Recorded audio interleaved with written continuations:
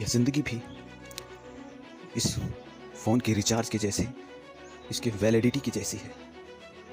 जब तक होता है रिचार्ज, इस रिचार्ज का मतलब जब तक अवसर होता है तब तक हम कुछ भी पा सकते हैं, कुछ भी कर सकते हैं, कुछ भी बन सकते हैं, किसी से बात कर सकते हैं, कुछ भी सीख सकते हैं इंटरनेट से या किसी दूसरे से, कैसे भी तरीके से सीख सकते हैं।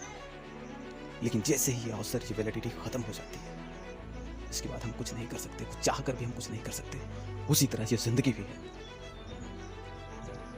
ईश्वर ने हमें रिचार्ज किया है, ईश्वर ने हमें वैलिडिटी दी है, ईश्वर ने हमें अवसर दिया है, और इस अवसर को हमें इसी तरह समझना है कि इसके एक एक पल को, एक एक लम्हे को इस तरह से जीना है कि हम इससे कुछ सार्थक बना पाएँ, इसको जी पाएँ, कुछ ऐसा देख पाएँ, कुछ ऐसा समझ पाएँ, कुछ ऐसा कर पाएँ जो हमारे लिए और हमसे जुड़े ऐसे लोगों के लिए कुछ बेहतर करे, जो उनके लिए बहुत ज़रूरी है।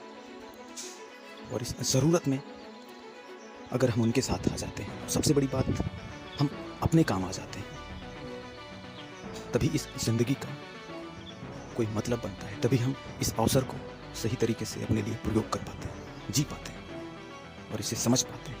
जब हम इस बात को समझ जाते हैं तब किसी दूसरे को भी इस बात को समझाने का प्रयास करते हैं और दूसरे भी इस बात को समझते हैं। ऐसा नहीं है कि लोग समझना नहीं चाहते, लोग बेशक समझते हैं, लेकिन कब? जब बात में दम हो, ऊर्जा हो, कुछ ललक हो, कुछ चाहत हो, कुछ राहत हो, कुछ आहट हो, कुछ नयापन हो, कुछ ऐसा हो जिसको जानने समझने के बाद ऐसा लगे कि बस यही तो ज़िंदगी है, इसे ही तो जीना है, यही तो चाहत थी मेरी। अगर कुछ ऐसी बातें हमारे सामने या किसी भी व्यक्ति के सामने अगर ऐसी बातें आती हैं, तब कुछ नयापन महसूस होता है, कुछ लगता है कि हाँ कुछ है, और इसी बात को समझकर कुछ नया होता है, कुछ बदलाव होता है, कुछ अच्छा होता है, और यह सिलसिला लगातार चलता रहता है। और जैसे ही ये बातें अपनी पूर्णता को प्राप्त करती हैं, जैसे हम किसी चीज़ को उसको वैसे ही देखते हैं जैसे वो है, तब जाके हमें समझ आता है कि ज़िंदगी हमें क्या सिखाना चाहती है, क्या बताना चाहती है, क्या जताना चाहती है। और ज़िंदगी में अगर सबसे महत्वपूर्ण है तो हमारी ज़िंदगी तो महत्वपूर्ण है ही, लेकिन ज़िंदगी से भी महत्वपूर्ण एक दूसरी चीज़ है। ज़िंदगी तो बहुत लोगों के पास होती है, क्या उस ज़िंदगी को कुछ बेहतर कर पाते हैं? नहीं कर पाते। ज़िंदगी तो एक अवसर है, एक आधार है जिस पर हम कुछ भी करने के लायक बनते हैं। ज़िंदगी में अगर हम किसी भी चीज़ पर अपना ध्यान नहीं कर पाते तब ज़िंदगी किसी काम की नहीं है। ज़िंदगी में हमें इस लायक बनना होता है कि हम छोटी से छोटी चीज़ों पर अपना पूरा ध्यान देने का प्रयास करें, क्योंकि ध्यान ही हमारी वो संपदा है जिसके आधार पर हम कुछ भी बना सकते हैं और कुछ भी मिटा सकते हैं। बनाना और मिटाना दोनों हमारे ध्यान पर निर्भर करते हैं।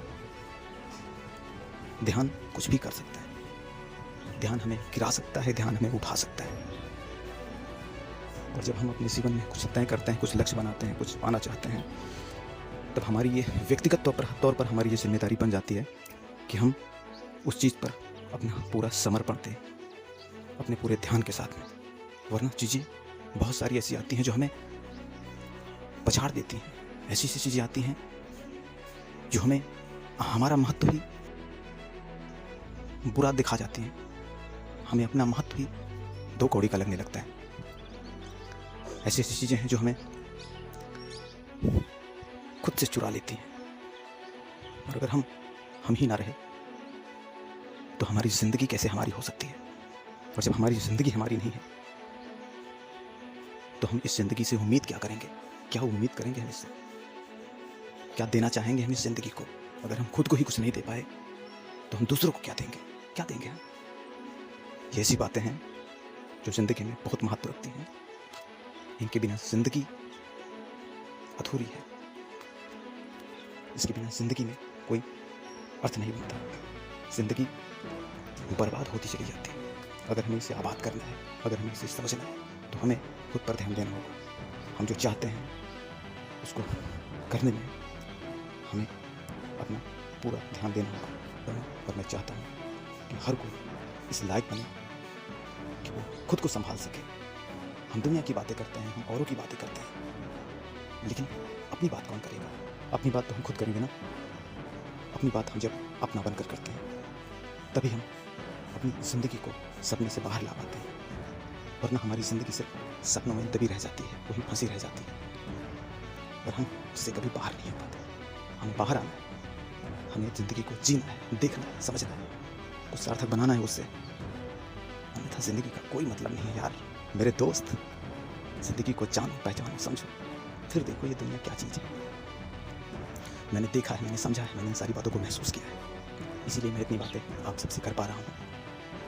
मैंने खुद से इतनी सारी बातें कर ली हैं कि मुझे पता चल रहा है कि अपने आप से हमारा क्या वास्ता हो सकता है, क्या रिश्ता हो सकता है, क्या समझ सकते हैं हम खुद को, क्या दे सकते हैं हम खुद को, क्या पा सकते हैं हम खुद से। ये सारी बातें अब हमें धीरे धीरे स्पष्ट होती जा रही हैं। इन्हीं बातों के साथ में अब कुछ कहना नहीं चाहता, कहना तो बहुत कुछ चाहता हूँ, लेकिन सारी बातें मैं अभी नहीं कह सकता। हर रोज कहूँगा, हर रोज गुनगुनाऊंगा मैं खुद को। धीरे धीरे सारी चीज़ें अपने आप प्रकट होती जाएंगी और लोग इससे समझने में कामयाब भी होंगे। वही करो जो तुम्हें दिल से करने में मजा आता है, बस। अगर तुम्हें मजा आता है, दुनिया का ही हाल है। अपनी ही दुनिया इतनी बड़ी है जिसको जानना, समझना, महसूस करना अपने आप में बहुत बड़ी बात है। उस बात को हमें हर रोज समझना होता है, पल पल सीखना होता है, समझना होता है, देखना होता है, तब जाके हम अपनी दुनिया को समझ पाते हैं, देख पाते हैं, महसूस कर पाते हैं।